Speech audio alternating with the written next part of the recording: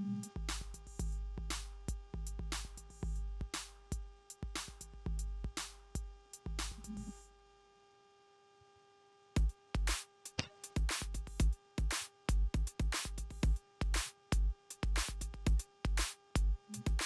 दोस्तों, मैं एसपी सहाय आपके YouTube channel SP climax academy पर सभी का तहे दिल से स्वागत करता हूं। दोस्तों, अगर हमारे चैनल पर फर्स्ट टाइम विजिट कर रहे हैं तो चैनल को लाइक करिएगा, सब्सक्राइब करिएगा और अपने दोस्तों को शेयर कर दीजिएगा। दोस्तों, एक बेल आइकन की घंटी होती है, उसको आप लोग जरूर प्रेस कर लीजिएगा, क्योंकि मैं जितना भी अपना वीडियो यूट्यूब पर अपलोड करूँगा उसका नोटिफिकेशन आपको प्राप्त हो जाएगा। तो दोस्तों, आशा करते हैं कि आप लोग बहुत ही अच्छे से होंगे और अच्छे से अपनी स्टडी को कर रहे होंगे। तो चलिए दोस्तों, आज हम लोग यूपी डीएलएड हिंदी के द्वितीय सेमेस्टर के महत्वपूर्ण प्रश्नों को हल करेंगे, जो कि वर्ष 2023 से लेकर 2016 के सभी लघु उत्तरीय प्रश्न को हल करेंगे। ठीक है, तो चलिए दोस्तों, हम लोग प्रश्नों पर चलते हैं। चलिए दोस्तों, प्रश्न पहला आपके स्क्रीन पर कह रहा है कि प्राथमिक स्तर पर कहानी शिक्षण के उद्देश्य लिखिए। उत्तर में आप लोग लिखिएगा कि प्राथमिक स्तर पर कहानी शिक्षण के उद्देश्य निम्न है। पहली आपकी हेडिंग बनाएगा दोस्तों, रुचि का विकास। इसके अंतर्गत लिखिएगा कि प्राथमिक स्तर पर कहानी सुनाने से बच्चों में रुचि जागृत होती है, बच्चे पाठ्य सामग्री को जल्दी सीख लेते हैं। दूसरा आपका है, दूसरी हेडिंग देखिए क्या है, करें कल्पना शक्ति का विकास। ठीक है, इसके अंतर्गत दिखेगा कि प्राथमिक स्तर पर बच्चा अनेक कल्पनाएं लिए हुए होता है, इसके दिमाग में परियों की कहानी, दीवा स्वप्न आदि भाव जागृत होते रहते हैं। कहानी से उनके कल्पना शक्ति के साथ सोचने की शक्ति का भी विकास होता है। ठीक है, चलिए अब हम लोग चलते हैं अगली हेडिंग पर। आपकी अगली हेडिंग दोस्तों है तीसरी। देखिए क्या कह रहा है, कह रहा है कि तार्किक शक्ति का विकास। कहानी सुनने पर बच्चे कब, कहाँ, क्यों, कैसे प्रकार के प्रश्नों को पूछते हैं। इससे बालक में तार्किक शक्ति का विकास होता है, इसे वैज्ञानिक प्रवृत्ति का विकास होता है। ठीक है, अगली हेडिंग आपकी है चौथी, सामाजिक गुणों का विकास। ठीक है, कहानी किसी सामाजिक परिवेश से होती है, अतः बच्चों को कहानी के माध्यम से शिक्षण कराते समय सामाजिक गुणों का विकास होता है। ठीक है, आइए हम लोग चलते हैं अगले प्रश्न पर। अगला प्रश्न दोस्तों आपके स्क्रीन पर है। कह रहा है कि प्रश्न 2 कह रहा है कि लिखित अभिव्यक्ति की विधाओं पर प्रकाश डालिए। उत्तर में लिखिएगा कि इसकी विधाएं निम्नलिखित हैं। पहला आपका है पत्र लेखन, दूसरा आपका है निबंध लेखन, तीसरा आपका है नाट्य लेखन, चौथा आपका है कहानी लेखन। ठीक है, कह रहा है कि लिखित अभिव्यक्ति से तात्पर्य है कि मौलिक विचारों को स्वतंत्र रूप से लिखकर अभिव्यक्ति करने से है। यह लेखन कौशल से संबंधित है, जो चारों भाषा कौशलों में सबसे अंतिम चरण है। पत्र लेखन, निबंध तथा नाट्य लेखन और कहानी लेखन ये सभी लिखित अभिव्यक्ति के साधन हैं, क्योंकि इन गतिविधियों के द्वारा बच्चों को पत्र, निबंध, नाटक तथा कहानी लेखन का विकास किया जाता है। ठीक है, आइए अगला प्रश्न देखते हैं दोस्तों। अगला प्रश्न आपके स्क्रीन पर है। प्रश्न तीसरा, तरह की किन्हीं 4 विराम चिन्हों को उदाहरण स्पष्ट कीजिए। आप लोग हेडिंग बनाइएगा दोस्तों, विराम चिन्ह। तरह की भाषा के लिखित रूप में उक्त ठहरने के स्थान पर जो निश्चित संकेत चिन्ह लगाए जाते हैं उन्हें विराम चिन्ह कहते हैं। हिंदी भाषा में प्रमुख होने वाले 4 विराम चिन्ह निम्नलिखित हैं। आइए उनको हम लोग देखते हैं। पहला आपका है पूर्ण विराम। हम बोलते समय वाक्य खत्म होने के बाद विराम देते हैं, इसका अर्थ है पूरी तरह रुकना, जैसे राजू पढ़ रहा है। ठीक है, आइए अगला आपका है, दूसरा आपका है अर्थ विराम। ठीक है, जहां थोड़ी देर रुकना पड़े वहां अल्प विराम का प्रयोग किया जाता है, अर्थात एक से अधिक वस्तुओं को दसवीं के लिए अल विराम का प्रयोग किया जाता है। उदाहरण देखिए, कह रहे कि भारत में गेहूं, चना, बाजरा, मक्का आदि बहुत सी फसलें उगाई जाती हैं। ठीक है, आइए अगली हम लोग देखते हैं हेडिंग आपकी तीसरी हेडिंग दोस्तों है योजक चिन्ह। ठीक है, दो शब्दों में परस्पर संबंध स्पष्ट करने के लिए उन्हें जोड़कर लिखने के लिए योजक चिन्ह का प्रयोग करते हैं। जैसे रात दिन। ठीक है, रात और दिन के बीच में देखिए योजक चिन्ह लगा हुआ है, आजकल के बीच में योजक चिन्ह लगा हुआ है। ठीक है, और आपका अगला हेडिंग है लाघव चिन्ह। किसी बड़े तथा प्रसिद्ध शब्द को संक्षेप में लिखने के लिए उस शब्द का पहला अक्षर लिखकर उसके आगे इस चिन्ह को लगा देते हैं। जैसे उदाहरण देख लीजिएगा, लिखा है डॉक्टर। ठीक है, अगर डॉक्टर में सिर्फ अगर डॉक्टर के आगे, ठीक है, डा के आगे क्या लगा दिया जाए, लाघव चिन्ह लगा दिया जाए, तो उसे क्या पढ़ेंगे हम लोग, डॉक्टर पढ़ेंगे। जैसे डॉक्टर राकेश, पंडित किशोरी लाल, है ना। आइए अगला प्रश्न देखते हैं दोस्तों। अगला प्रश्न आपके स्क्रीन पर प्रश्न 4, तरह की उपसर्ग एवं प्रत्यय में अंतर स्पष्ट कीजिए। उत्तर में लिखिएगा कि उपसर्ग तथा प्रत्यय में अंतर। आप लोग हेडिंग बनाइएगा पहला उपसर्ग। ठीक है, उपसर्ग को देखिए, पहला देखिए कह रहा है कि उपसर्ग शब्द दो शब्दों से बना है, उपधन सर्ग। ठीक है, दूसरा आपका है कि उपसर्ग शब्द प्रारंभ में जुड़ते हैं। ठीक है, तीसरा आपका है कि उपसर्ग शब्द का अर्थ बदलता है या नया रूप देता है ना।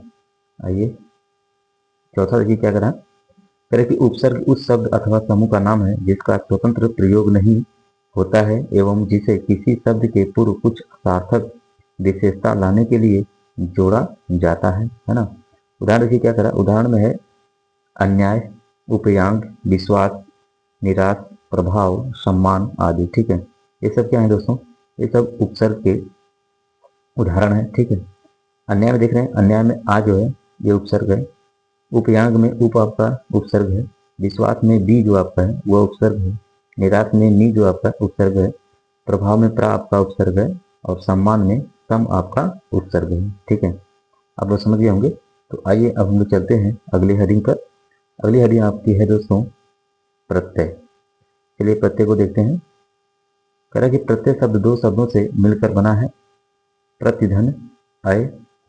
दूसरा आपका है प्रत्यय शब्द के अंतिम में जुड़ता है।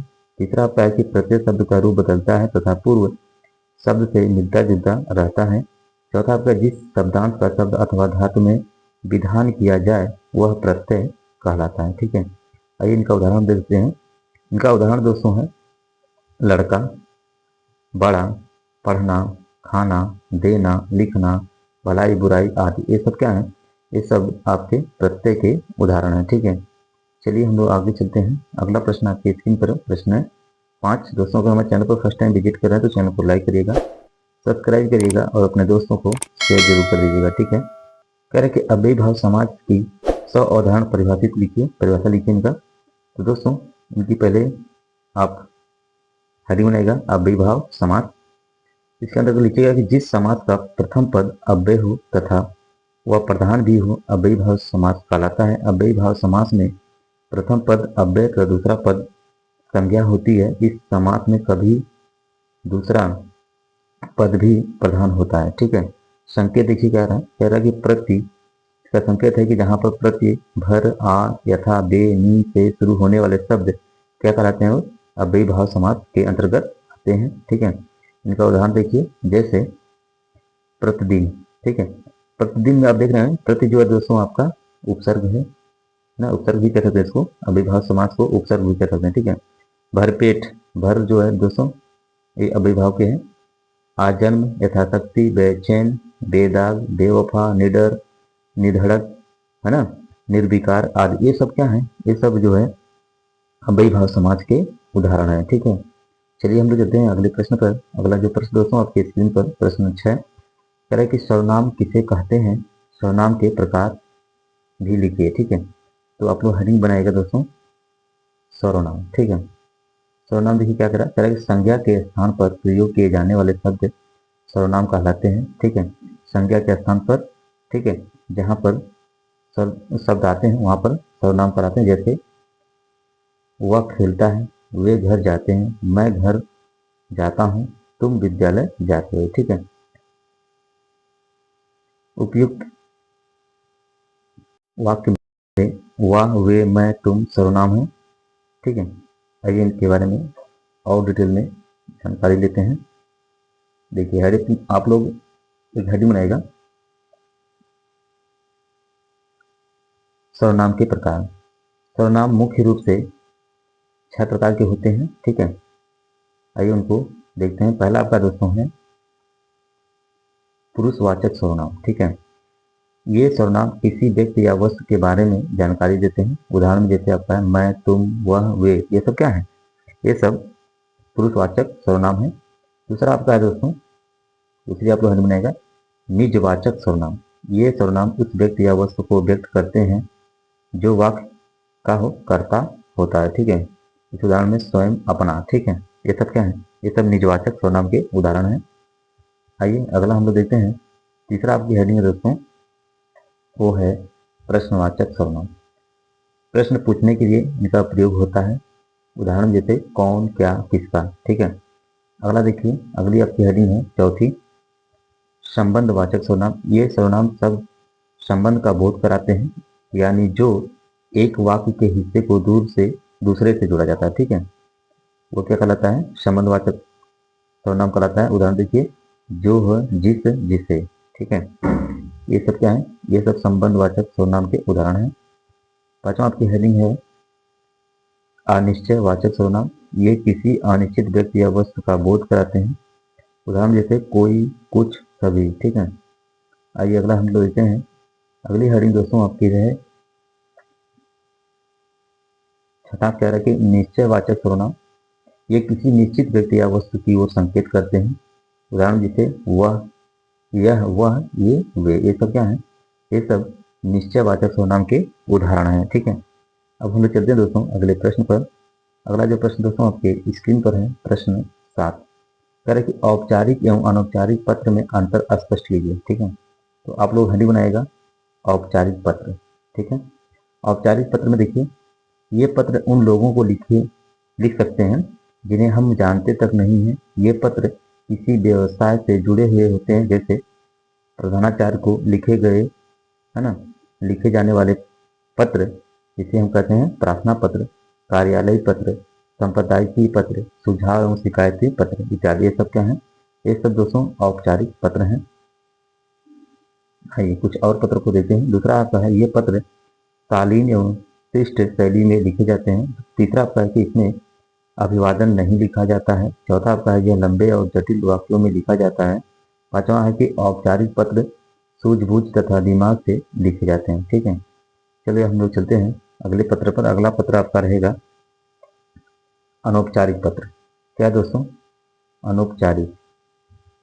ठीक है, इसमें देखिए ये है पत्र उन लोगों को लिखे जाते हैं जिनसे हमारा व्यक्तिगत संबंध होता है, जिसे हम जानते हैं, जैसे भाई की शादी में मित्र को पत्र लिखना, पिता को पत्र लिखना, बहन को पत्र लिखना आदि। ये सब क्या है? ये सब अनौपचारिक पत्र में आते हैं। दूसरा आपका है ये पत्र मर्मस्पर्शी शैली में लिखे जाते हैं। तीसरा आपका इसमें अभिवादन लिखा जा सकता है। चौथा आपका है कि यह कम और सरल वाक्यों में लिखा जाता है। पांचवा आपका है कि अनौपचारिक पत्र हृदय से लिखते हैं। ठीक है, तो ये हो गया आपका। चलिए अब हम लोग आ गए हैं दोस्तों वर्ष 2022 में। दोस्तों 2022 में जितने भी लघु उत्तरीय प्रश्न पूछे गए थे, सभी प्रश्नों को लेकर मैं आप लोगों के बीच में उपस्थित हो गया हूं। सभी लोग ज़्यादा सेशन को शेयर कर दीजिएगा। ठीक है, चलिए प्रश्न देखते हैं। प्रश्न 8 कह रहा है कि गद्य शिक्षण के सामान्य उद्देश्यों का वर्णन कीजिए। ठीक है, आप लोग हेडिंग बनेगा दोस्तों गद्य शिक्षण। इस विधि में शिक्षक पहले गद्यांश का वाचन करता है, फिर उसमें आए कठिन शब्दों का अर्थ बतलाता है तथा बाद में सभी वाक्यों का सरलार्थ बताते हुए गद्यांश का अर्थ स्पष्ट कर देता है। ठीक है, चलिए अब हम लोग चलते हैं अगली हेडिंग पर। आपकी हेडिंग है गद्य शिक्षण के उद्देश्य। पहला आपका है छात्रों के शब्द उच्चारण को शुद्ध करना। दूसरा आपका है विद्यार्थियों के शब्द भंडार को बढ़ाना।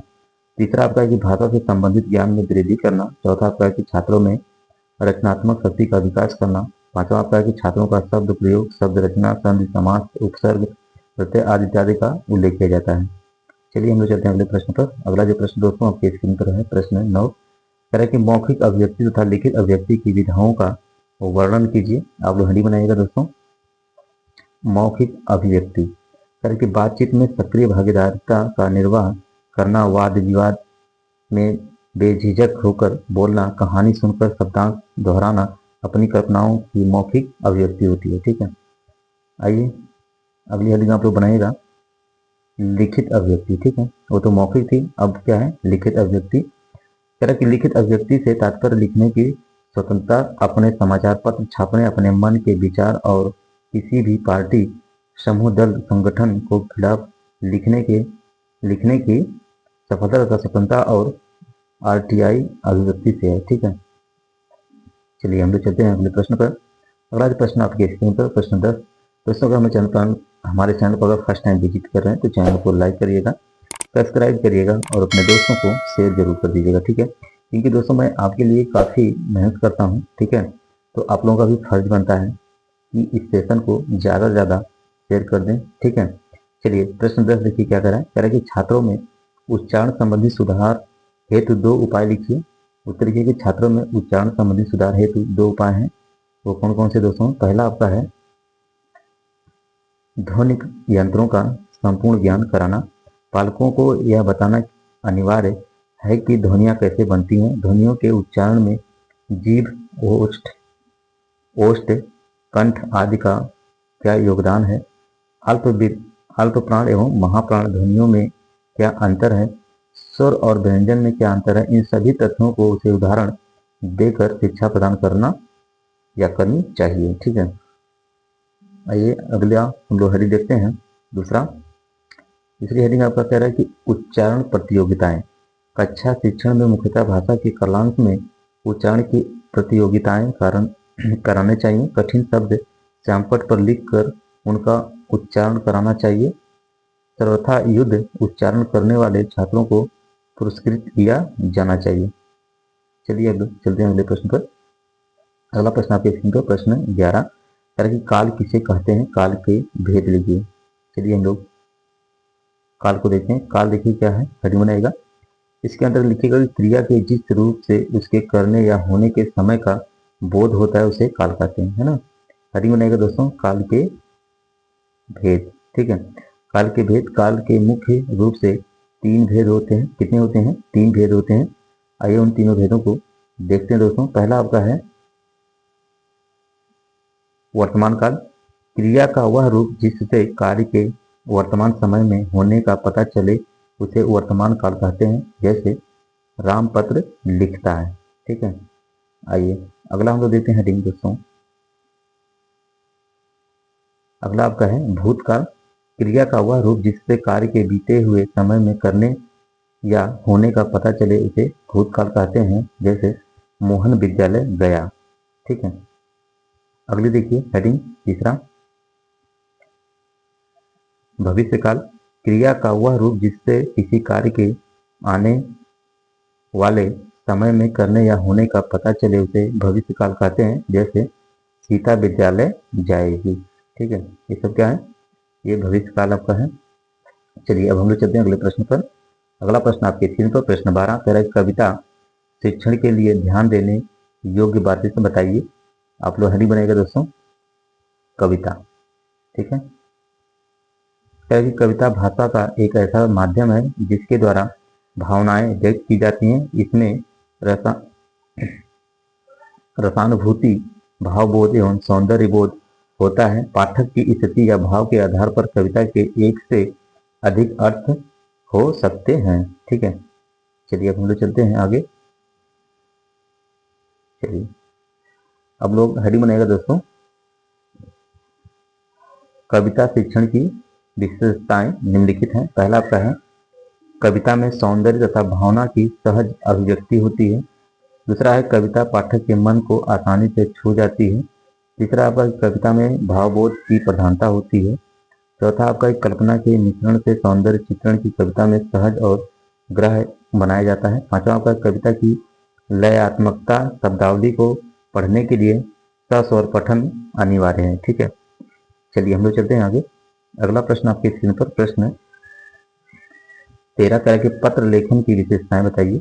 आप लोग उत्तर में हेडिंग पहले लिखिएगा, पत्र लेखन की विशेषताएं। अच्छे पत्र की विशेषता पत्र के प्रकार पर निर्भर करती है। कुछ बातें सभी प्रकार के पत्र लेखन में प्रभावी होती है। दूसरा आपका हेडिंग बनेगा दोस्तों उचित भाषा। ठीक है, पत्रों की भाषा शुद्ध स्पष्ट पाठक के लिए पठनीय होनी चाहिए। ठीक है, दूसरा आपका है, ये आपका पहला, ये दूसरा है पॉइंट में आपका हेडिंग बनेगा उचित संबोधन। ठीक है, पत्र लेखन में पाठ के लिए संबोधन का विशिष्ट महत्व रहता है, अतः उचित संबोधन पत्र को प्रभावपूर्ण बनाता है। ठीक है, आइए हम लोग चलते हैं आगे। आप लोग तीसरी हेडिंग देखिए क्या कह रहा है कि त्रुटि मुक्त लेखन। ठीक है, कह रहा है कि पत्र लेखन में व्याकरण संबंधी त्रुटियां खोजकर उन्हें दूर करने का प्रयास करना चाहिए। शुद्ध लेखन विषय में प्रभाव उत्पादकता उत्पन्न करता है। ठीक है, चलिए अब हम चलते हैं अगले प्रश्न पर दोस्तों। अगला प्रश्न आपके स्क्रीन पर प्रश्न 14 कह रहा है कि क्रिया विशेषण किसे कहते हैं, उदाहरण सहित स्पष्ट कीजिए। आप लोग हेडिंग बनाएगा दोस्तों क्रिया विशेषण। वे शब्द जो हमें क्रिया की विशेषता के बारे में बताते हैं क्रिया विशेषण कहलाते हैं। उदाहरण देखिएगा, हिरण तेज भागता है। ठीक है, हिरण तेज भागता है। इस वाक्य में तेज दोस्तों क्रिया विशेषण है, जो कि भागना क्या इसकी विशेषता है। ठीक है, दूसरा आपका है कि राम अच्छा लिखता है। इस वाक्य में अच्छा लिखा शब्द लिखने की विशेषता बता रहा है, अतः अच्छा क्रिया विशेषण है। ठीक है, आगे चलिए, आगे उदाहरण और देख लीजिए। तीसरा, वह तेज दौड़ता है। इस वाक्य में तेज दौड़ने की विशेषता बता रहा है कि वो तेज दौड़ता है ना, अतः तेज शब्द क्रिया विशेषण कहलाएगा। ठीक है, तो ये था आपका प्रश्न 14 का आंसर।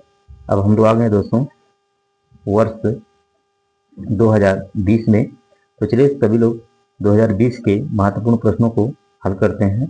तो दोस्तों प्रश्न आपके स्क्रीन पर है, प्रश्न 15। दोस्तों अगर हमारे चैनल पर फर्स्ट टाइम विजिट कर रहे हैं तो चैनल को लाइक करिएगा, सब्सक्राइब करिएगा और अपने दोस्तों को शेयर जरूर कर दीजिएगा। ठीक है, तो आइए हम लोग सवालों को देखते हैं। कह रहा है कि कर्मधारय समास किसे कहते हैं, उदाहरण सहित स्पष्ट कीजिए। आप लोग हेडिंग बनेगा दोस्तों कर्मधारय समास। कह रहा है कि वह समास जिसका पहला पद विशेषण एवं दूसरा पद विशेष होता है, या पूर्व पद एवं उत्तर पद में उपमान उपमेय का संबंध पाया जाता है, उसे हम क्या कहते हैं दोस्तों कर्मधारय समास कहलाता है।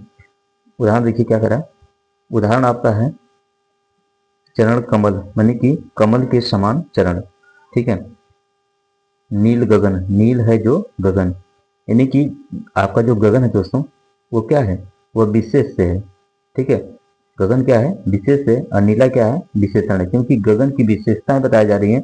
गगन कैसा है, नीला है। ठीक है ना, और चरण देखिए, चरण की विशेषता बताई जा रही है कि चरण कैसा है, कमल जैसा है। ठीक है, यानी कि चरण जो है दोस्तों आपका विशेष है और कमल जो है आपका वह विशेषण है। ठीक है, समझ में आ गया, किसी कोई दिक्कत नहीं। चलिए अब हम चलते हैं अगले प्रश्न पर। अगला प्रश्न आपके स्क्रीन पर है, प्रश्न 16। कह कहानी या लोक कथा सुनकर शिक्षक किन किन उद्देश्यों की पूर्ति कर सकता है।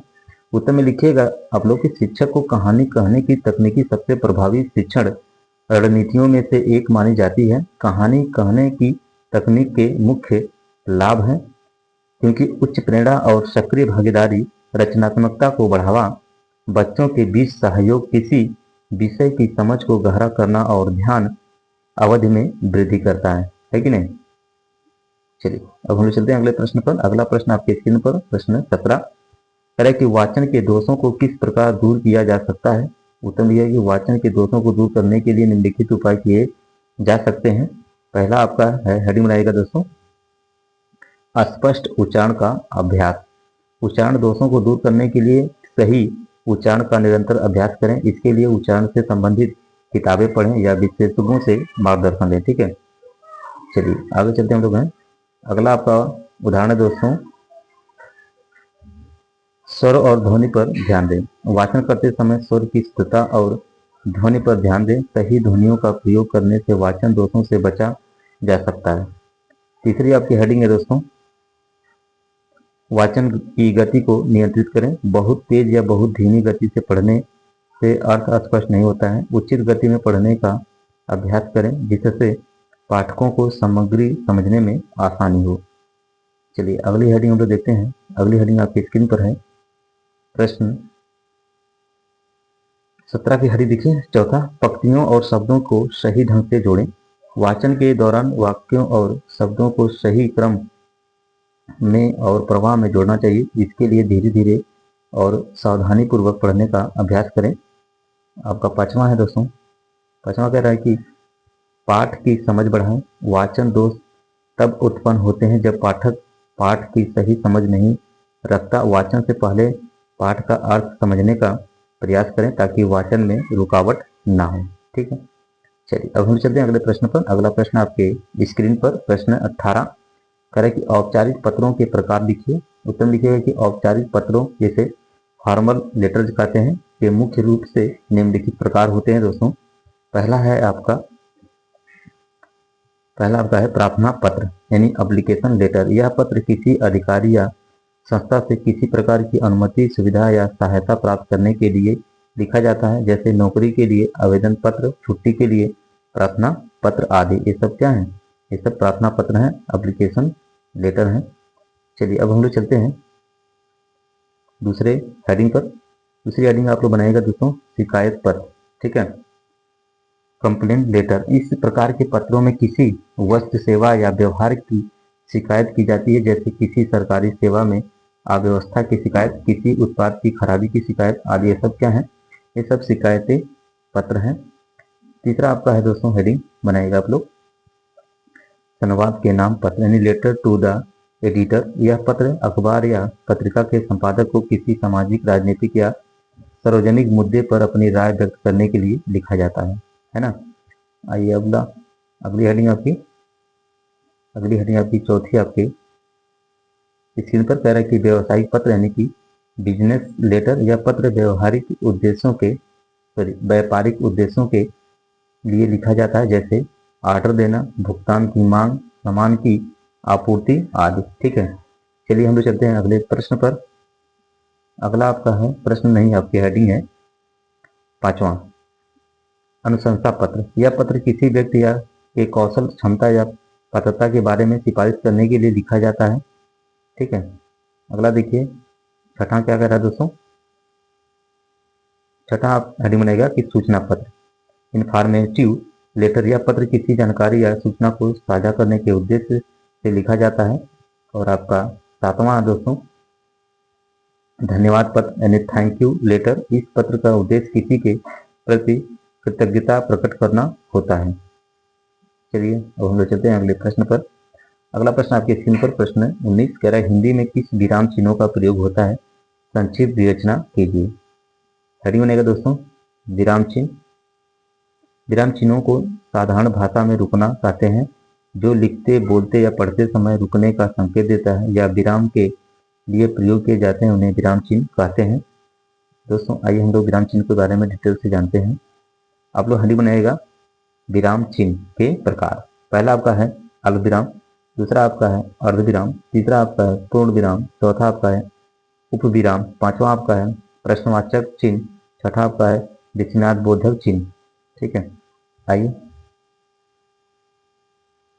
चलिए सातवां आपका है संयोजक चिन्ह, आठवां आपका है उद्धरण चिन्ह, नौवां आपका है कोष्टक चिन्ह, दसवां आपका है निर्देश चिन्ह, 11वां आपका है लोप चिन्ह, 12वां आपका है लाघव चिन्ह, 13वां आपका है पुनरुक्ति चिन्ह, 14 आपका है त्रुटि चिन्ह और लास्ट आपका है 215 विवरण चिन्ह। ठीक है, ये आपके चिन्ह हैं। कितने प्रकार के दोस्तों? 15 प्रकार के चिन्ह होते हैं। ठीक है, इसको आप लोगों ने बढ़िया से समझ गए होंगे। तो आइए हम लोग चलते हैं अगले प्रश्न पर। अगला प्रश्न आपके स्क्रीन पर प्रश्न 20।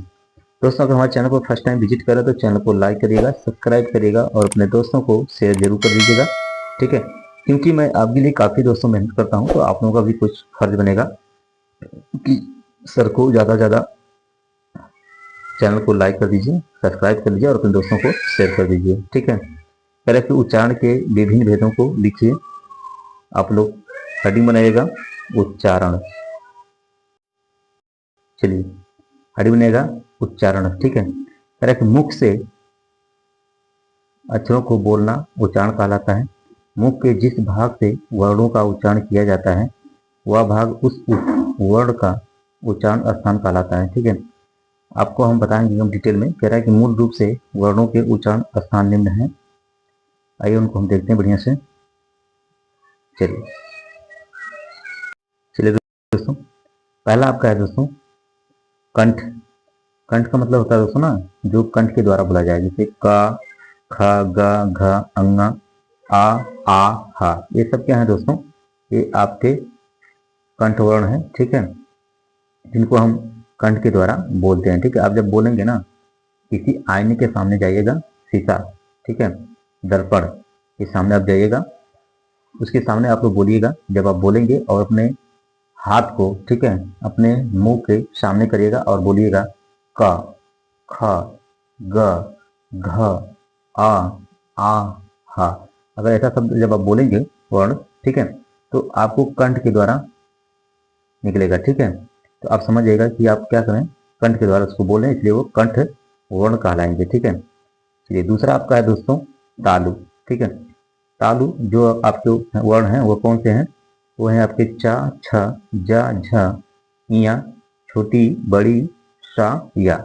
ये सब क्या है दोस्तों, ये सब तालु हैं, ठीक है, जिसे हम ताला भी बोलते हैं। क्योंकि ये जो चा बोलते हैं ना, तो चा बोलने से पहले आप लोग दोस्तों ध्यान दीजिएगा कि जो आपकी जिह्वा है वह जाके आपके ऊपर तालु में टच हो जाएगी, ठीक है। जैसे वो तालु में टच हो रही है तभी आप चा बोल पाएंगे, अगर नहीं टच होगी तो आप चा नहीं बोल पाएंगे, ठीक है। आपकी जिह्वा सेवरली जाकर उसमें टच होना है, ठीक है, 100% वो टच होगी, ठीक है। बिना टच हुए वो ना तो आप चा बोल पाएंगे, ना तो आप छा बोल पाएंगे, ना तो आप जा बोल पाएंगे, ना तो आप झा बोल पाएंगे, ना आप इया बोल पाएंगे, ना ई बोल पाएंगे, ना बड़ी ई या ना सा या। ये सब वर्ण आप नहीं बोल पाएंगे, ठीक है। इसलिए ये सब क्या है, ये सब आपके तालु वर्ण है, ठीक है। तीसरा आपका है दोस्तों मूर्धा। मूर्धा दोस्तों क्या है, मूर्धा वर्ण वो है जैसे ट, ठ, ड, ढ, अड़ा, री, स। मतलब कि ता जो आपका है दोस्तों, जब आप बोलेंगे ना तो आपकी जो जीवा है आगे जाके से मुड़ जाएगी, यानी बोलते समय ही क्या हो जाएगी, वह मुड़ जाएगी। मुड़ने का क्या कहेंगे, मूर्धा कहेंगे, यानी मुड़ गया, ठीक है। तो जब आप टा बोलेंगे तो आपकी जीवा क्या हो रही है दोस्तों, देखिए मुड़ जाएगी, ठीक है। ठा मुड़ जाएगा, डा बोलेंगे तब मुड़ जाएगा, ढा बोलेंगे तभी मुड़ जाएगा, ठीक है। तो इसलिए इसको क्या करते हैं, मूर्धा वर्ण कहते हैं, ठीक है। अगला आपका है कंठ तालब, ठीक है। कंठ तालब दोस्तों ए आई को बोला जाता है, ठीक है। इसे हम लोग संयुक्त व्यंजन भी कहते हैं, ठीक है, संयुक्त स्वर कहते हैं, व्यंजन है संयुक्त स्वर, ठीक है। जैसे देखिए कंठ तालब ए आई को कैसे कहा जाएगा, देखिए आपका आ, धन, ई, ठीक है। आप देख रहे होंगे जो का आपका है, सॉरी, जो आपका आ है वो देख रहे हैं कंठ में दिख रहा होगा, देखिए क, ख, ग, घ, अंग, आ, बड़का हा, है ना। तो आ है, इसका मतलब कि ये हो गया कंठ, ठीक है, ये हो गया आपका कंठ। और ई जो आपकी है, ई देख रहे होंगे आपके तालु होंगे, देखिए चा, छा, जा, झा, इया, ई है ना, छोटी ई है, बड़ी है, बड़का शाह है और या है। तो जो छोटी ई आपको दिख रही है, इसमें भी देखो दिख रही है, इसका मतलब कि ये क्या है, ई आपकी क्या है दोस्तों, ये तालु है। जब कंठ और तालु मिलेंगे तो क्या बनेंगे दोस्तों, तब ए बनेंगे, ठीक है। क्या बनेंगे, ए बन जाएंगे। इसलिए ए और आई जो है आपके, ये क्या है दोस्तों, ये आपके जो है कि कंठ तालव्य हैं, ठीक है। अगला आपका है दोस्तों, समझ में आ गया होगा। चलिए आपको बेहतरीन तरीके से हम बता देंगे, कोई आपको दिक्कत नहीं होगी। देखिए ये कंठ तालब आपका हो गया। अब आपको देखना है कंठ और ओष्ठ। कंठ और ओष्ठ को बोलने के लिए दोस्तों, जैसे कंठ में देख रहे हैं आपको आ है ना, धन, छोटा ओ, ठीक है। जब इन दोनों को मिलाएंगे तो क्या हो जाएगा दोस्तों, ओ हो जाएगा। क्या हो जाएगा, ओ हो जाएगा, है कि नहीं। आप देख रहे हैं ये कंठ है, क्या है, कंठ है। और ऊ आपका जो है दोस्तों ओष्ठ, आप देख लीजिए यहाँ पर ओष्ठ होगा, देखिए ओष्ठ में प, फ, ब, भ, म, ऊ, छोटा ऊ है और बड़ा ऊ है। छोटा ऊ मिल गया हमको, मतलब कि ओष्ठ मिल गया हमको और आपका कंठ मिल गया। जब इन दोनों को आप मिला रहे हैं तो क्या बन रहा है, ओ बन रहा है, ठीक है। इसलिए ओ को क्या कहते हैं दोस्तों, संयुक्त व्यंजन कहते हैं, ठीक है। दो शब्दों को मिल के एक नया शब्द बन रहा है, ठीक है। तो ये आपके क्या है दोस्तों, ये आपके हैं कंठ ओष्ठ, ठीक है। चलिए अब हम लोग चलते हैं आगे। आप लोगों को बेहतर तरीके से समझ में आ गया होगा। चलिए, अगर कहीं पर अगर आपको डाउट होगा तो आप लोग कमेंट में लिख कर दीजिएगा, हम आपका डाउट क्लियर कर देंगे, ठीक है। कह रहा है कि दंत, दंत जो आपके दोस्तों हैं वो है आपके ता, थ, द, ध, न, स, र, ल। ये सब क्या है दोस्तों, ये सब दंत वर्ण है। कैसे, जब आप ता को बोलेंगे दोस्तों ना, तो आपका जो जीवा है ना उन दोनों दांतों के बीच में जाएगा। देखिएगा, आप लोग प्रयास करिएगा। मैंने आपको बताया ना कि आप दर्पण के सामने जब खड़ा होकर बोलेंगे तो आपको समझ में पूरा आ जाएगा। ता बोलिए, ता जैसे ही बोलेंगे दोनों दांतों के बीच में आपकी जीवा जाकर टच होगी, ठीक है। इसलिए इसे कहते हैं दंत वर्ण कहते हैं। क्या कहते हैं इसे, दंत वर्ण कहते हैं। समझ में आ गया। चलिए अब आइए अगला, तीसरा आपका है ओष्ठ। ओष्ठ व्यंजन जो होते हैं दोस्तों, या स्वर, हाँ, जो ओष्ठ आपके व्यंजन है वो है प, फ, ब, भ, म, उ और छोटा उ बड़ा उ, ठीक है। ये जो वर्ण है दोस्तों, ये आपके होस्ट के द्वारा बोले जाएंगे, मानी कि ओठ के द्वारा। आप जब भी पा बोलेंगे, अब आप लोग देखिएगा, पा बोलने से पहले आप सोचिए, पा बोलने के लिए सोचिए। जैसे ही आप पा बोलने के लिए सोचेंगे तैसे ही आपके दोनों होठ आपस में टच हो जाएंगे। प, फ, ब, भ, म, उ बड़ा उ टच हो रहे हैं कि नहीं हो रहे हैं, टच हो रहे हैं ना। इसलिए ये क्या है, ये सब ओष्ठ वर्ण है, ठीक है। चलिए अब हम लोग चलते हैं आगे, आप लोग समझ गए होंगे इसको। देखिए छठा क्या करा है, नासिकीय व्यंजन। नासिकीय व्यंजन दोस्तों वो होते हैं जो आपके अंगा, ञ, ण, न, म, ये जो पांचों हैं दोस्तों, 1 2 3 4 5 है ना, इन पांचों जो वर्ण आपके हैं ये आपके क्या है, नासिका, मानी कि नाक द्वारा बोले जा रहे हैं। आप देखिए, अणा को बोलने के लिए आप देखेंगे तो नाक के द्वारा बोल रहे हैं। ञ, ण, न, म, मानी इन सबों को बोलने के लिए आपको देखिए, आप जैसे ही बोलना शुरू करेंगे आपको समझ में आ जाएगा कि ये आवाज कहाँ से निकल रही है, ठीक है। आपको समझ आ जाएगा कि हम कैसे बोले, नाक द्वारा बोल रहे हैं, ठीक है, समझ रहे हैं। अगर चलिए अब अगला आपका है सातवां, कह रहा है कि दंत ओष्ठ। दंत ओष्ठ जो दोस्तों आपका है वह है आपका वा, यानी कि दंत मतलब कि आपका दंत मतलब क्या, जैसे ता था दादा वाला जो होता है वर्ड, वो दंत होते हैं ना। दंत और ओष्ठ मतलब कि जो दोनों आपस में टच है। जैसे वाह बोलेंगे, वाह बोलेंगे, जैसे ही आप दोस्तों बोलने का प्रयास करिए, जब आप वाह बोलेंगे तो आपका वाह जो है ना, वह जो है, जो आपकी जीवा है उन दोनों दांतों के बीच में भी जा रही है और आपके होठ भी टच हो रहे हैं, ठीक है ना। आपका जीवा जो है उन दोनों दांतों के बीच में भी जा रहा है, ठीक है, और दोनों होठ भी आपस में टच हो जा रहे हैं, वाह, है ना। बात समझ में आ गई।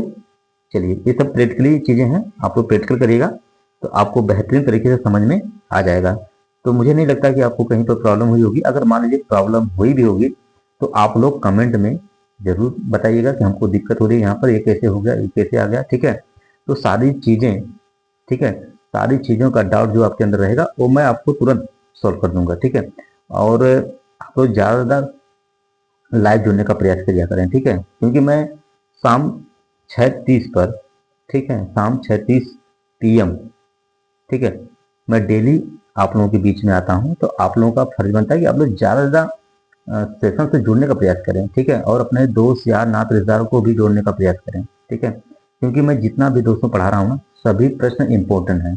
एक भी प्रश्न आप समझ जाइए कि 2025 में जो पेपर आपका होने वाला है फरवरी में, समझ रहे हैं, ये जो पेपर आप अगर देख लेते हैं, हमारा वीडियो अगर आप लोग देख लेते हैं ना, तो मैं इसकी गारंटी देता हूँ कि आप लोग कोई फेल नहीं होगा, किसी का बैक नहीं लगेगा, ठीक है, किसी बच्चे का बैक नहीं लगेगा अगर बढ़िया से आप लोग पढ़ लिए तो, समझ रहे हैं।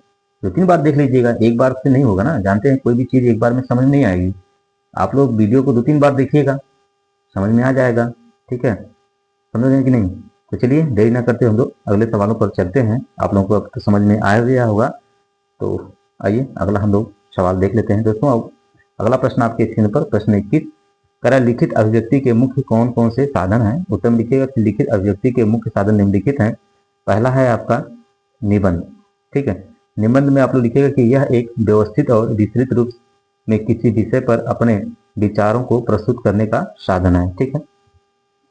दूसरा आपका है पत्र, ठीक है, पत्र क्या है कि पत्राचार किसी व्यक्ति या संगठन के साथ संवाद करने का साधन है। यह औपचारिक और अनौपचारिक हो सकता है। चलिए अगला हम लोग देखते हैं हेडिंग आपकी तीसरी, लेख मतलब कि लिखना। लेख किसी विशेष विषय पर जानकारी प्रदान करने या किसी समस्या पर विचार व्यक्त करने के लिए लिखा जाता है ना। आपका चौथा है दोस्तों रिपोर्ट। रिपोर्ट किसी घटना, स्थिति या परियोजना का विस्तृत विवरण होता है। इसमें तथ्यात्मक जानकारी दी जाती है और यह औपचारिक रूप से लिखी जाती है कि नहीं। पांचवा आपका है आलेख। आलेख एक लघु और सारगर्भित रूप में किसी बड़ी रचना या विषय का संक्षिप्त विवरण होता है। आइए लास्ट आपका है छठा डायरी लेखन। देखते हैं दोस्तों, जो अब तो नहीं लोग लिखते हैं, अब तो मोबाइल का जमाना आ गया है। पहले लोग ना एक डायरी अपने पास रखते थे, ठीक है। वो लोग क्या करते थे, वो लोग अपनी आत्मकथा लिखते थे, यानी कि जो बीती हुई घटनाएं होती थी उसको अपने डायरी पर लिखा करते थे, ठीक है। समझ रहे हैं। आजकल तो मोबाइल का जमाना है, सब लोग रील से फुर्सत मिले तब तो डायरी लिखें, है कि नहीं। रील से किसी को भी, मैं एक को नहीं कह रहा हूँ, हर एक बच्चे को कह रहा हूँ कि अगर रील से उसको फुर्सत मिलेगी तब तो एक कार्य करेगा, लिखने का, पढ़ने का, खेलने कूदने का, है ना। समझ रहे हैं। ये मोबाइल जब से आई है, बता दूं कि सभी बच्चों को एकदम विकलांग बनाकर रख दिया है। मैं नहीं कहता हूं कि ये जो है कि अच्छी नहीं होती है, मोबाइल अच्छी भी है और खराब भी है। अगर आप किस वे में उसको देखते हैं उस हिसाब से आपको प्रॉफिट करती है। आप उसको गलत वे में लेके जाएंगे तो गलत उसमें से निष्कर्ष निकलेगा। अगर अच्छे वे में आप उसको लेके जाते हैं तो अच्छा निष्कर्ष निकलेगा, है कि नहीं। चलिए ये तो आप लोग समझते हैं। यह एक व्यक्तिगत लिखित अभिव्यक्ति का साधन है जिसमें व्यक्ति अपनी भावनाओं, अनुभवों और विचारों को रोजमर्रा के जीवन में लिखता है ना। चलिए अब हम लोग आ गए हैं वर्ष 2019 में। दोस्तों 2019 के जितने भी प्रश्न पूछे गए थे सभी प्रश्नों को मैं आप लोगों के बीच में लेकर आ गया हूँ। दोस्तों आप लोग सेशन को ज़्यादा शेयर करने का प्रयास करें, ठीक है। तो आइए हम लोग प्रश्न देखते हैं। प्रश्न आपके स्क्रीन पर प्रश्न 22 कह रहा है कि संज्ञा किसे कहते हैं। तो आइए हम लोग संज्ञा को देखते हैं। हेडिंग बनाइएगा संज्ञा। किसी व्यक्ति, है ना, किसी व्यक्ति, स्थान, वस्तु, भाव, गुण, क्रिया, द्रव्य या अवस्था के नाम को संज्ञा कहते हैं। उदाहरण जैसे पशु। पशु क्या है, ये जाति है, ठीक है। क्योंकि पशु खाली कर दिया गया तो जाति जाएगी। अगर पशु का कोई नाम दे दिया गया तो क्या हो जाएगी, वो व्यक्तिवाचक हो जाएगी। देखिए सुंदरता, सुंदरता मतलब गुण, ठीक है। उनके अंदर सुंदरता है, मतलब उनके अंदर ऐसा गुण है कि वो सुंदर है कि नहीं। व्यथा, भाव, मोहन, व्यक्ति, दिल्ली, स्थान, ठीक है। आइए हम इसके बारे में डिटेल से पढ़ते हैं। आपको हनी बनेगा संज्ञा के प्रकार। संज्ञा 5 प्रकार का होता है, ठीक है। कितने प्रकार होता है दोस्तों, संज्ञा 5 प्रकार का होता है। तो आइए पांचों को हम लोग देखते हैं। हेडिंग बनाएगा दोस्तों आप लोग। पहला व्यक्तिवाचक संज्ञा, प्रॉपर नाउन। किसी विशेष व्यक्ति या स्थान या वस्तु के नाम को व्यक्तिवाचक संज्ञा कहते हैं, ठीक है। जैसे अंजलि, संजीव, ठीक है। ये सब क्या है, ये सब व्यक्तिवाचक संज्ञा के उदाहरण हैं। दूसरा आप लोग बनाइएगा दोस्तों हेडिंग जातिवाचक संज्ञा, कॉमन नाउन। किसी वर्ग या जाति के नाम को जातिवाचक संज्ञा कहते हैं, ठीक है। किसी वर्ग या जाति के नाम को क्या कहते हैं दोस्तों, जातिवाचक संज्ञा कहते हैं। जैसे लड़का, शहर, ठीक है। लड़का कह दिया गया तो जातिवाचक। अगर लड़का का कोई नाम दे दिया गया, राजू, या लड़की को ये तो मोहन, मुस्कान, अगर ऐसा कुछ नाम आता है तो क्या हो जाएंगे, वो सब व्यक्तिवाचक संज्ञा हो जाएंगे। जैसे शहर है, शहर बहुत से हो सकते हैं। अगर उस शहर का नाम दे दिया जाए, जैसे दिल्ली, मुंबई, इलाहाबाद, है ना, प्रयागराज का अगर ऐसा कुछ नाम दे दिया जाए तो क्या हो जाएंगे, वो व्यक्तिवाचक संज्ञा हो जाएंगे। बात समझ में आ गई, बात समझ में आया कि नहीं आया। व्यक्तिवाचक संज्ञा वही होगा जिसका क्या होगा, जैसे विशेष नाम होगा, है ना। विशेष व्यक्ति वही होता है, जैसे मैंने कह दिया ना अंजलि, तो अंजलि एक ही है, उसके नाम के अंजलि बहुत हो सकते हैं मगर उसके जैसा अंजलि कोई नहीं हो सकता दूसरा, है ना। और लड़का कह दिया जाएगा या लड़की कह दिया गया तो लड़की के बहुत से हो जाएंगे, माने कि लड़की क्या है वो जातिवाचक समझे जाएंगे। ठीक है, अगर उसी लड़के या लड़की का कोई नाम दे दिया गया तो वही वो क्या हो जाएगा, व्यक्तिवाचक समझा जाएगा। अब हमें लगता है कि आपको बहुत बेहतरीन तरीके से समझ में आ गया होगा। आइए हम लोग अगली हेडिंग देखते हैं। अगली हेडिंग आपकी रहेगी दोस्तों तीसरी, द्रव्यवाचक संज्ञा, मटेरियल नाउन। किसी तरल पदार्थ के नाम को द्रव्यवाचक संज्ञा कहते हैं, जैसे तेल हुआ, दूध हुआ, पानी हुआ, ये सब क्या है, ये सब द्रव्यवाचक संज्ञा है। आइए चौथा आपका है समूहवाचक संज्ञा, जिसे हम कलेक्टिव नाउन कहते हैं। किसी समूह या वर्ग के नाम को समूहवाचक संज्ञा कहते हैं, जैसे झुंड, टोली, है ना, ये सब क्या है, ये सब समूहवाचक संज्ञा के उदाहरण हैं। आइए हम लोग देखते हैं लास्ट पांचवा जो आपका है दोस्तों, वो है भाववाचक संज्ञा। किसी भाव, गुण या अवस्था के नाम को भाववाचक संज्ञा कहते हैं, जैसे दयालुता, सुंदरता, ये सब क्या है, ये सब भाववाचक संज्ञा है। ठीक है, क्योंकि ये भाव व्यक्त कर रहे हैं। ठीक है, किसी के प्रति अगर आप दया करते हैं तो वो क्या है, आपका भाव व्यक्त हो रहा है। अगर कोई सुंदर है तो उसकी क्या है, वो विशेषता है, गुण है उसके कि वो क्या है, सुंदर है ना। चलिए आपको बेहतरीन तरीके से समझ में आ गया होगा। आइए हम लोग अगला प्रश्न देखते हैं। अगला प्रश्न आपके स्क्रीन पर प्रश्न 23 कह रहा है, कहानी शिक्षण की उपयोगिता लिखिए। उत्तर में लिखिएगा दोस्तों, कहानी शिक्षण की उपयोगिता। कहानी शिक्षण एक प्रभावी शिक्षण विधि है जो छात्रों को विभिन्न विषयों और अवधारणाओं को सिखाने में मदद करती है। यह शिक्षण को रोचक और मनोरंजक बनाता है और छात्र को सीखने की प्रक्रिया को बेहतर बनाता है। ठीक है, दूसरा है कहानी शिक्षण की उपयोगिता के मुख्य बिंदु निम्नलिखित हैं। इसमें आप लोग हेडिंग बनाएंगे दोस्तों। पहली आपकी हेडिंग रहेगी रुचि और ध्यान आकर्षित करना। कहानियां छात्रों को आकर्षित करती हैं और उनका ध्यान केंद्रित करती हैं, छात्रों को सीखने के लिए प्रेरित करती हैं। दूसरी आपकी हेडिंग रहेगा दोस्तों, अवधारणाओं को समझने में मदद करता है। कहानियां जटिल अवधारणाओं को सरल और आसानी से समझने के योग्य बनाती हैं। यह छात्रों को अमूर्त विचारों को कल्पनाशील तरीके से समझने में मदद करती है। आइए अगली हेडिंग देते हैं। तीसरी आपकी हेडिंग है दोस्तों, नैतिक मूल्यों का सिखाता है।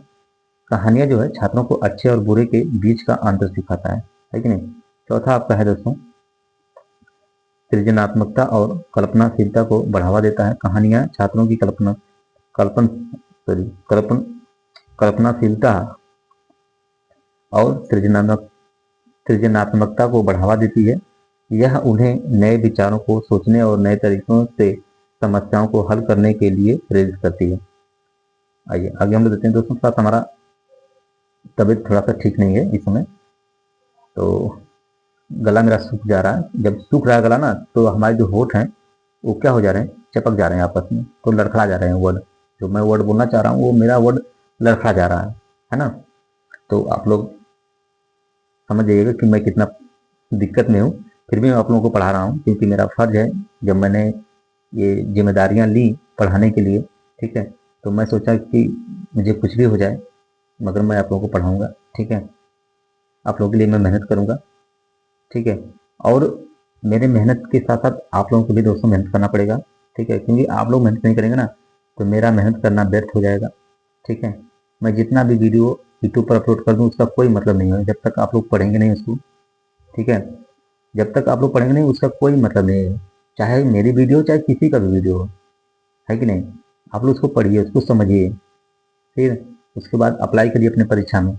100% आप लोग पास होंगे। ठीक है, तो चलिए देखिए प्रश्न 5 क्या कह रहा है।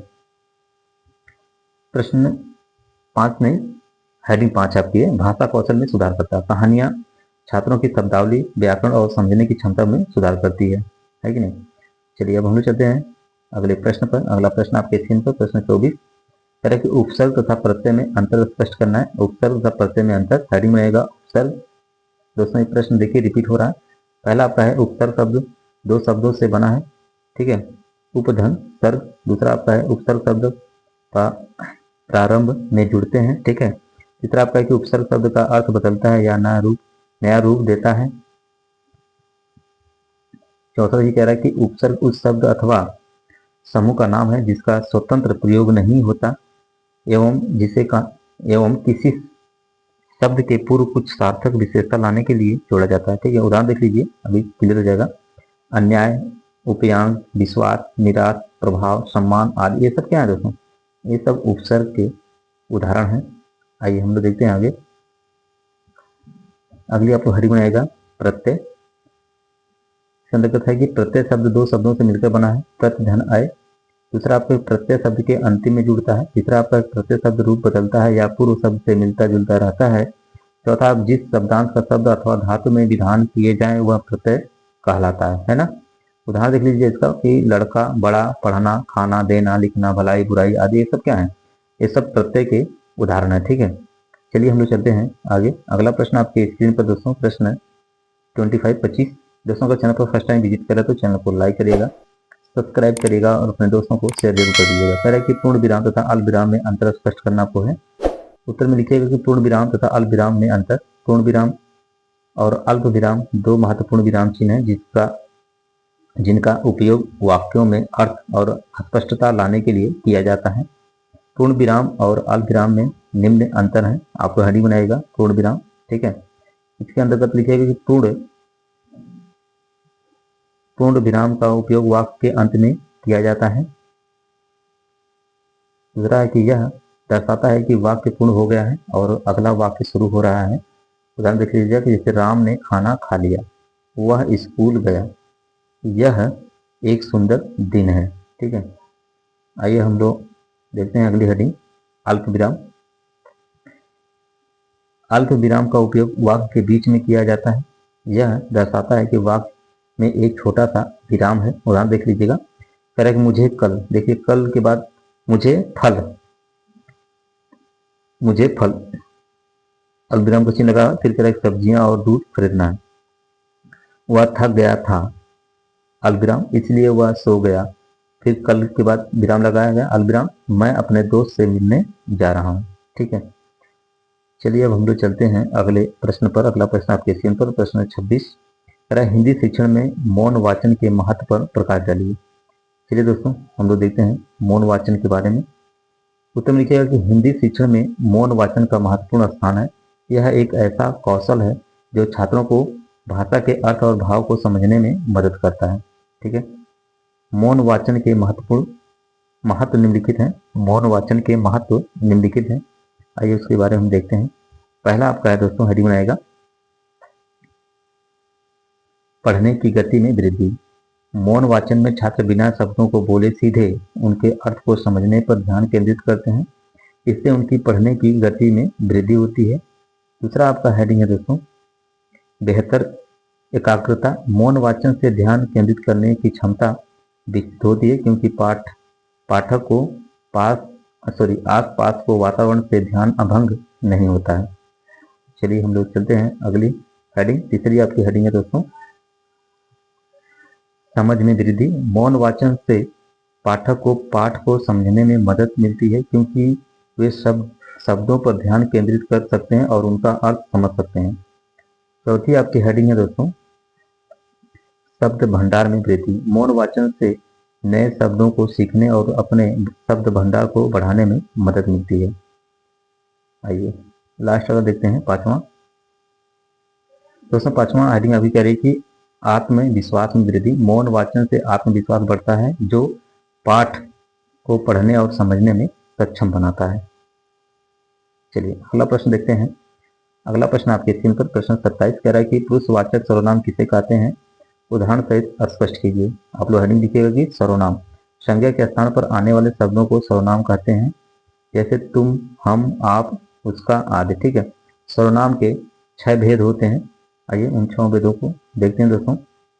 पहला आपका है पुरुषवाचक सर्वनाम, दूसरा आपका है निश्चयवाचक सर्वनाम, तीसरा आपका है अनिश्चयवाचक सर्वनाम, चौथा आपका है संबंधवाचक सर्वनाम, पांचवा आपका है प्रश्नवाचक सर्वनाम, छठा आपका है निजवाचक सर्वनाम। ठीक है, आइए हम लोग देखते हैं पुरुषवाचक सर्वनाम के बारे में। कह रहे किसी वाक्य में जिन सर्वनाम शब्दों का प्रयोग बोलने वाले उत्तम पुरुष, सुनने वाले मध्यम पुरुष अथवा अन्य किसी अन्य व्यक्ति अन्य पुरुष के स्थान पर किया जाता है उन्हें पुरुषवाचक सर्वनाम कहते हैं। जैसे मेरे चाचा फौजी हैं, तुम लोग कहाँ गए थे, मेरा और उसका कोई संबंध नहीं है ना।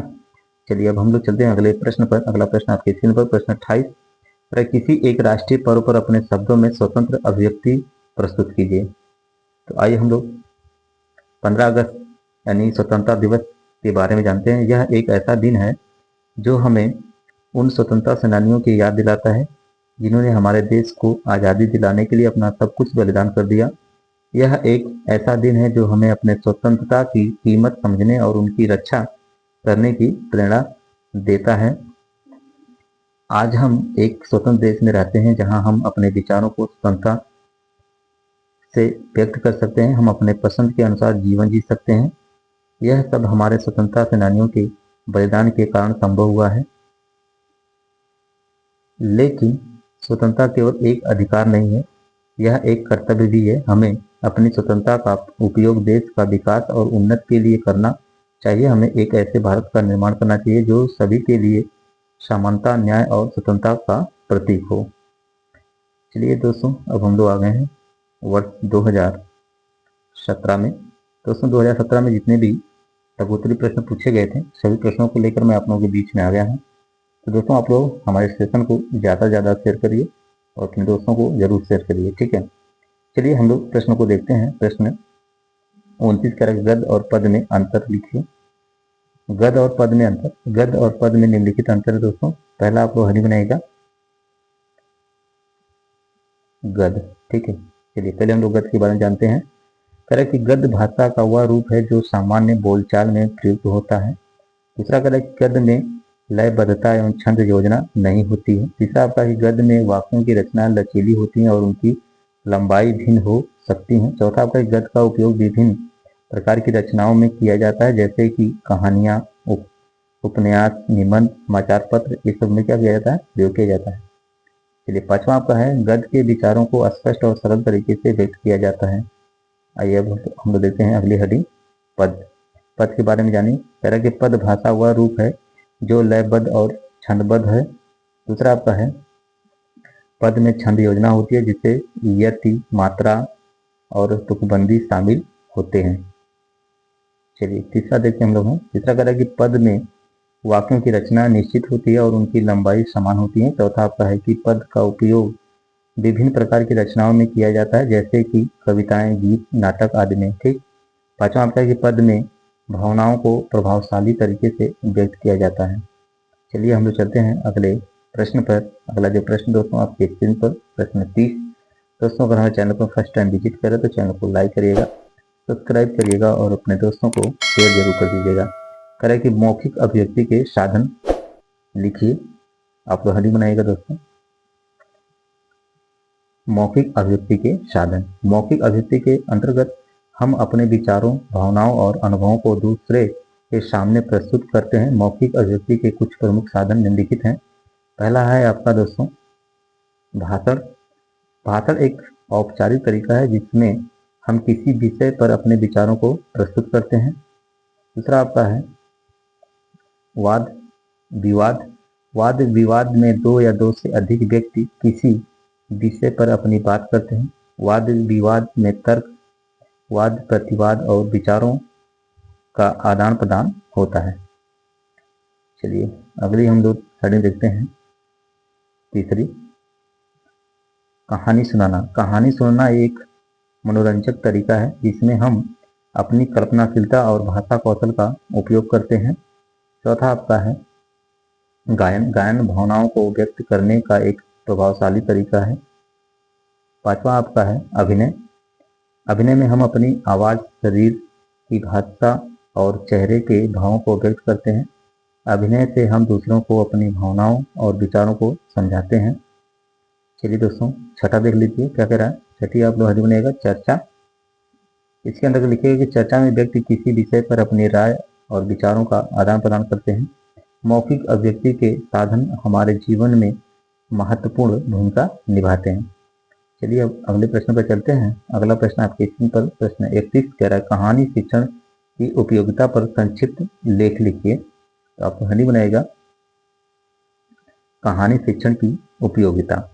कहानी शिक्षण एक प्रभावी शिक्षण विधि है जो छात्रों को विभिन्न विषयों और अवधारणाओं को सिखाने में मदद करती हैं। यह शिक्षण को रोचक और मनोरंजक बनाता है और छात्रों की सीखने की प्रक्रिया को बेहतर बनाता है।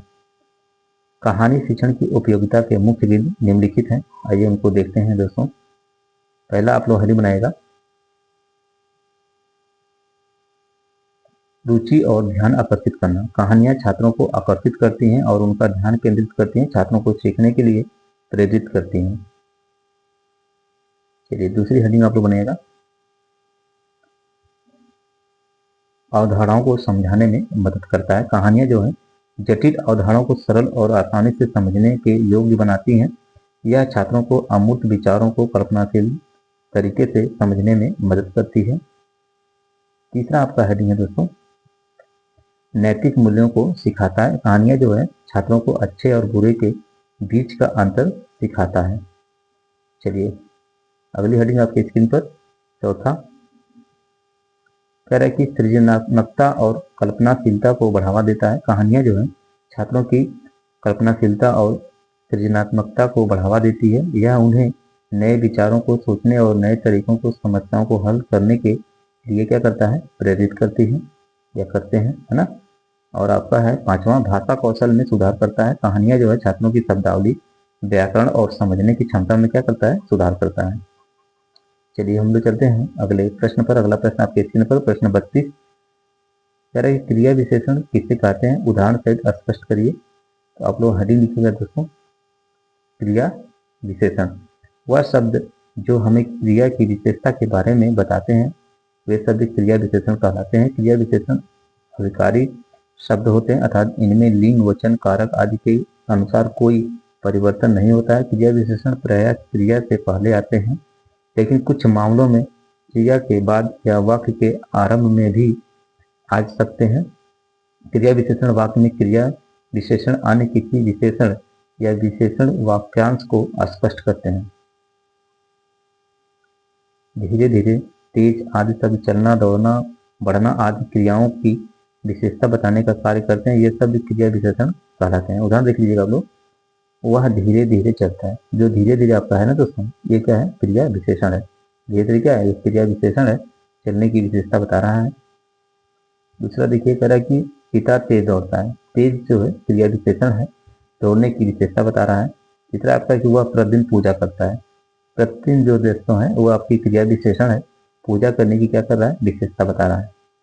चलिए हम लोग चलते हैं अगले प्रश्न पर। अगला प्रश्न आपके स्क्रीन पर, प्रश्न 33 कह रहा है कि संबंधवाचक सर्वनाम किसे कहते हैं, उदाहरण सहित स्पष्ट कीजिए। तो आप लोग हेडिंग लिखिएगा दोस्तों, संबंधवाचक सर्वनाम। संज्ञा के स्थान पर आने वाले जिन दो सर्वनाम शब्दों से संबंध का भाव प्रकट होता है उसे संबंधवाचक सर्वनाम कहते हैं। संबंधवाचक सर्वनाम में जो, जिसका, जितना, जैसे, जहां, जो भी, जिसके, जिससे, जहां से आदि शब्दों का प्रयोग संबंध बताने के लिए किए जा सकते हैं। ठीक है, किए जाते हैं। आइए उदाहरण देख लीजिए हम। पहला आपका यह वही व्यक्ति है जो कल आया था। दूसरा आपका उदाहरण है वह किताब है जिसे मैंने पढ़ा था। चलिए अब हम चलते हैं अगले प्रश्न पर। अगला प्रश्न आपके स्क्रीन पर, प्रश्न 34 अरे कि बहुब्रीहि समास किसे कहते हैं, उदाहरण सहित स्पष्ट कीजिए। आइए हेडिंग लिखिए आप लोग, बहुब्रीहि समास। देखिए बहुब्रीहि समास में दो या दो से अधिक शब्द मिलकर किसी तीसरे शब्द का निर्माण करते हैं जो स्वतंत्र रूप से वाक्य में अर्थपूर्ण होता है। इस समास में दोनों शब्दों में से कोई भी मुख्य नहीं होता है, बल्कि दोनों मिलकर एक नया अर्थ बनाते हैं, है ना। चलिए हम लोग उदाहरण देख लेते हैं। कह रहा है कि पहला आपका है दशानन। 10 है आनंद जिसके, यानी कौन, रावण। ठीक है, इस समास में 10 और आनंद स्वतंत्र रूप से अर्थपूर्ण नहीं है, लेकिन मिलकर रावण को दर्शाते हैं जिसके 10 मुख हैं। ठीक है। दूसरा आपका है नीलकंठ। नीला है कंठ जिसका, यानी कि शंकर भगवान शिव। यह नील और कंठ मिलकर भगवान शिव को दर्शाते हैं जिनका कंठ क्या ऐसा था, नीला था। कंठ मतलब ये गर्दन वाला, है ना। चलिए चलते हम लोग हैं अगले प्रश्न पर। अगला प्रश्न आपकी स्क्रीन पर, प्रश्न 35। दोस्तों हमारे चैनल को फर्स्ट टाइम विजिट करें तो चैनल को लाइक करिएगा, सब्सक्राइब करिएगा और अपने दोस्तों को शेयर जरूर कर दीजिएगा। चलिए दोस्तों आइए हम लोग प्रश्न 35 यानी कि 35 को देखते हैं। तरह के उपसर्ग तथा प्रत्यय में अंतर स्पष्ट करना है। उपसर्ग तथा प्रत्यय में अंतर, आप लोग हेडिंग लिखिएगा उपसर्ग। इसके अंतर्गत लिखिए उपसर्ग शब्द दो शब्दों से बना है, उप, धन, सर्ग। ठीक है। दूसरा आपका है कि उपसर्ग शब्द प्रारंभ से जुड़ते हैं। तीसरा आपका है कि उपसर्ग शब्द का अर्थ बदलता है या नया रूप देता है। चलिए, चौथा आपका कह रहा है उपसर्ग उस शब्द अथवा समूह का नाम है जिसका स्वतंत्र प्रयोग नहीं होता है एवं जिसे किसी शब्द के पूर्व कुछ सार्थक विशेषता लाने के लिए जोड़ा जाता है। उदाहरण देख लीजिए, अन्याय, उपयांग, विश्वास, निराश, प्रभाव, है ना, सम्मान आदि सब क्या है, ये सब उपसर्ग के उदाहरण है। आइए हम लोग अगली हेडिंग देख लेते हैं। अगली जो हेडिंग दोस्तों है आपके स्क्रीन पर है वो है प्रत्यय।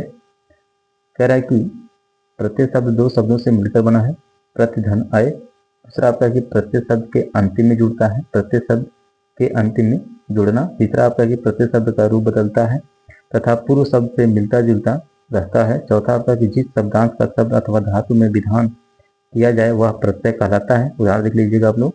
उदाहरण में कह रहा है कि लड़का, बड़ा, पढ़ना, खाना, देना, लिखना आदि, भलाई बुराई, ये सब क्या है, ये सब जो है प्रत्यय के उदाहरण है। ठीक है, चलिए अब हम लोग आ गए हैं वर्ष 2016 में। दोस्तों हमने आपको बताया था कि हम जो है कि 2023 से लेकर 2016 के जितने भी लघुत्तरीय प्रश्न कराए गए थे या हुए थे उन सभी को मैं आप लोगों के बीच में लेकर आ गया हूँ। तो दोस्तों आप लोग ज़्यादा से ज़्यादा इस सेशन को शेयर कर दीजिएगा, ठीक है, क्योंकि आपके साथ साथ आपके दोस्तों का भी भला हो जाए। ठीक है, तो चलिए हम लोग चलते हैं प्रश्नों पर।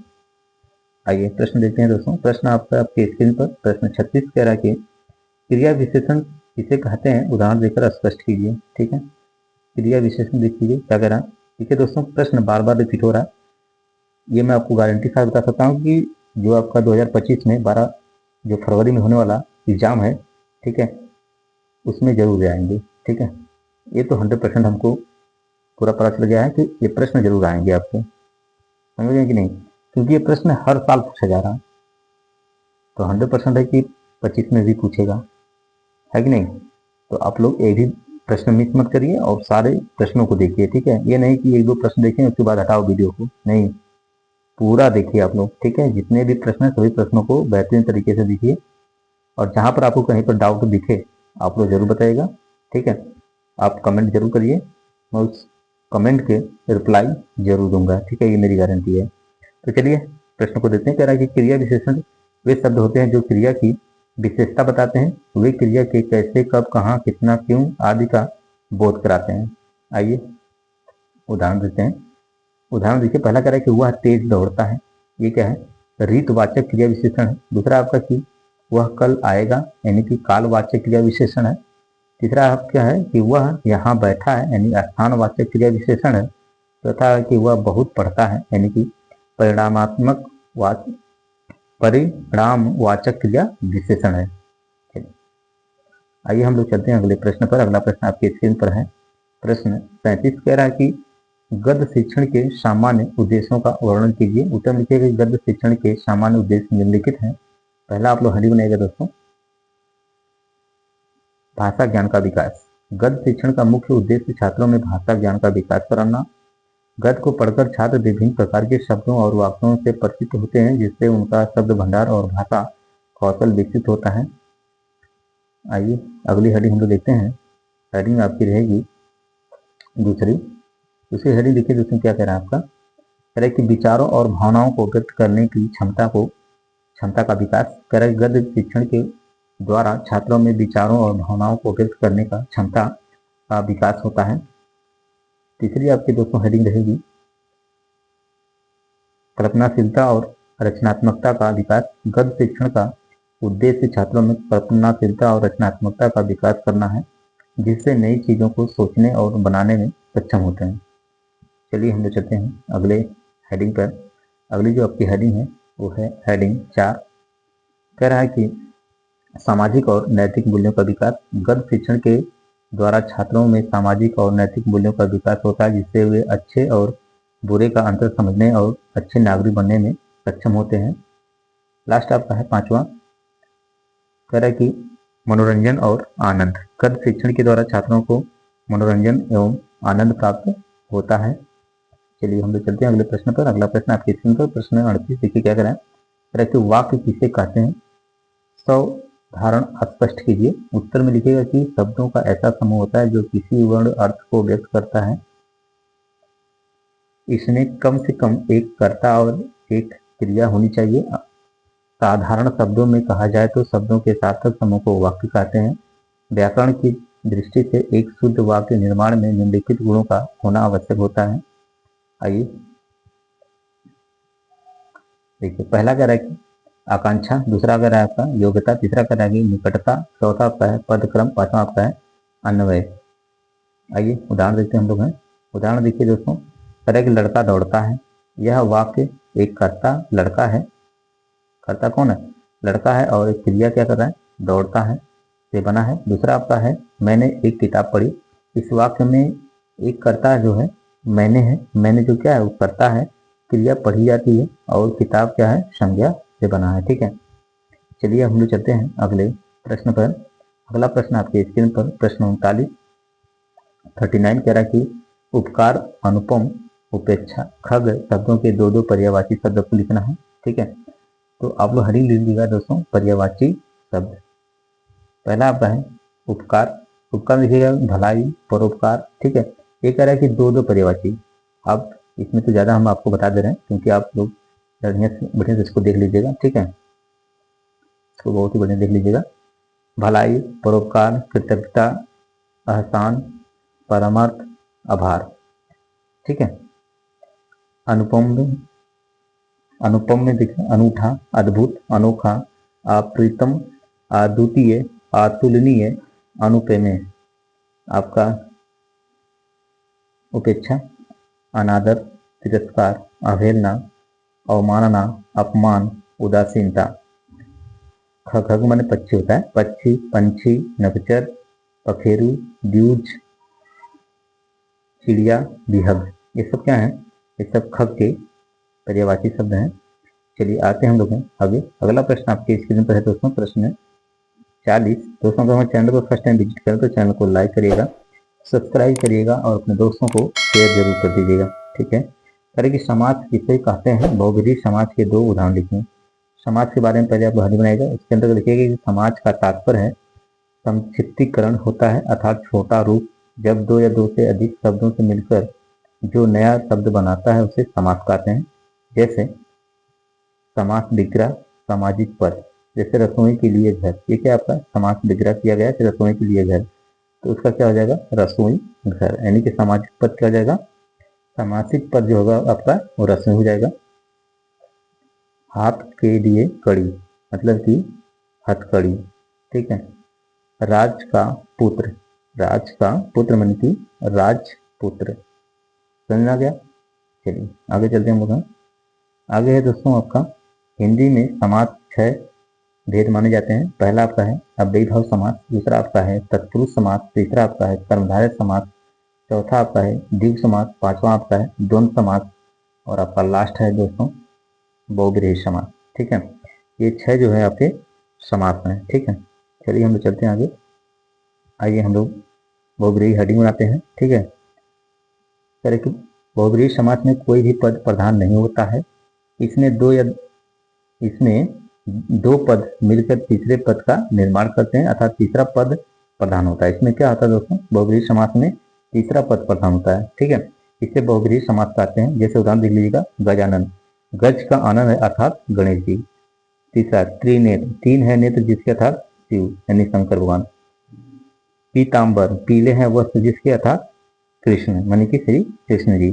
चलिए चलते हम लोग आगे। अगला प्रश्न आपके स्क्रीन पर है, प्रश्न 41 कह रहा है कि विपरार्थक शब्द से क्या आशय है? मुक्ति, लौकिक, वादी तथा संयोग शब्दों के विलोम शब्द लिखना आपको है। ठीक है, उत्तर लिखेगा कि विपरार्थक शब्द वे शब्द होते हैं जिनके अर्थ विपरीत या एक दूसरे के विपरीत होते हैं, उन्हें विलोम शब्द भी कहा जाता है।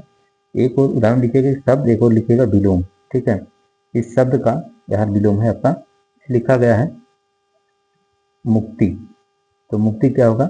बंधन। ठीक है, लौकिक, अलौकिक, वादी, प्रतिवादी, संयोग, वियोग। ठीक है, संयोग का विलोम क्या होगा दोस्तों? वियोग होगा। वादी का विलोम क्या होगा? प्रतिवादी होगा। लौकिक का क्या होगा विलोम? अलौकिक होगा। मुक्ति का विलोम क्या होगा?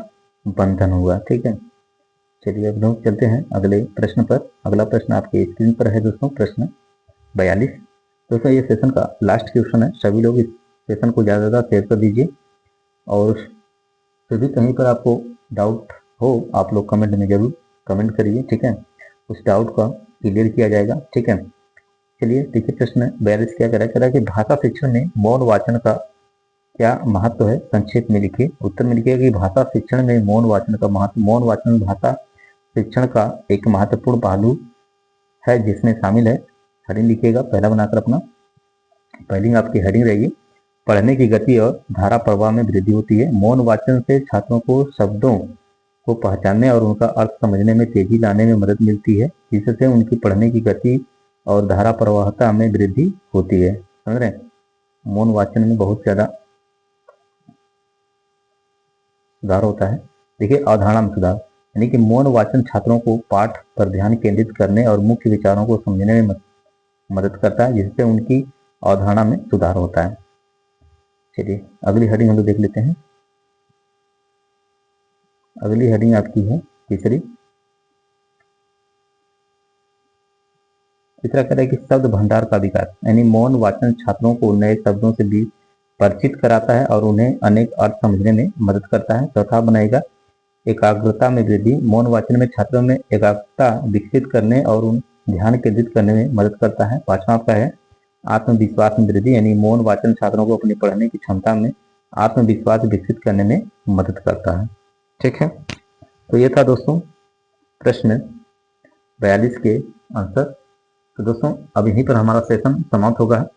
दोस्तों अगर आप लोग सेशन के लास्ट में अपना फीडबैक जरूर दीजिएगा कि ये वीडियो आपको कैसा लगा, ठीक है, क्योंकि आपके एक कमेंट से हमें दोस्तों बहुत ज़्यादा मोटिवेशन मिलता है और हमें ये भी पता चलता है कि हमारे बच्चे कितने एक्टिव हैं पढ़ने के लिए, ठीक है। क्योंकि जब आप लोग एक्टिव रहेंगे ना तो हम लोग भी एक्टिव हो जाते हैं अपना वीडियो बनाने के लिए, ठीक है।